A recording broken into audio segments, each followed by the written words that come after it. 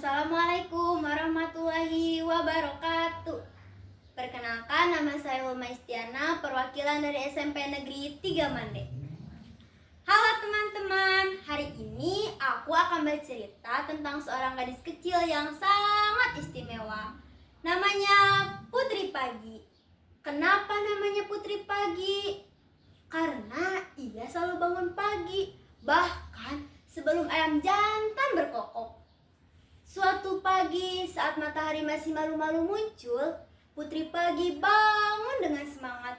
Ia membuka jendela kamar dan menghirup udara segar. Wah, segarnya pagi ini. Terima kasih ya Allah, aku masih bisa menghirup udara pagi ini. Putri Pagi selalu mengingat pesan ibunya. Awali hari dengan berdoa, nak, supaya hati tenang dan semangat. Setelah berdoa, Putri segera ke dapur. Ibunya sedang menyiapkan sarapan. Putri, bantu ibu ya. Kita masak sayur bayam hari ini. Siap, Bu. Ada ikan goreng juga. Pasti enak.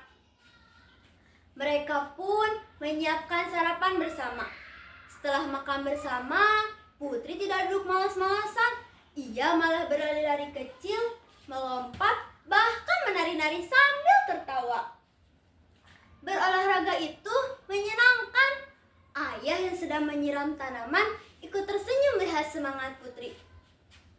Wah, Putri ayah makin sehat dan ceria ya.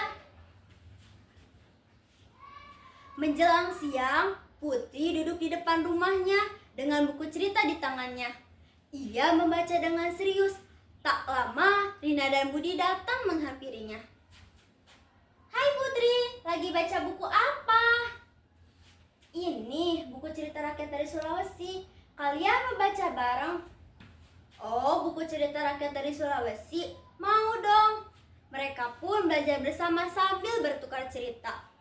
Menjelang sore, Putri segera pergi ke musola kecil dekat rumahnya.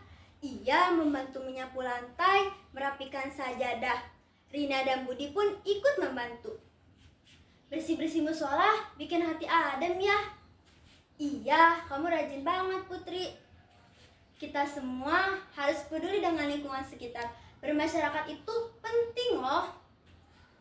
Malam pun tiba. Putri sudah bersih dan siap tidur. Ia masuk ke dalam kamarnya, lalu mengucapkan salam kepada kedua orang tuanya. Selamat malam ibu, selamat malam ayah.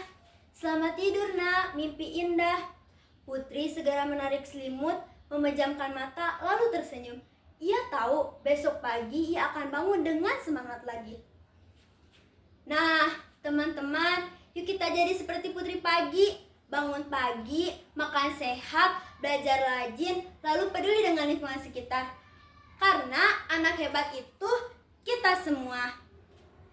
Sekian dongeng dari saya, semoga menginspirasi kalian semua. Terima kasih. Wassalamualaikum warahmatullahi wabarakatuh.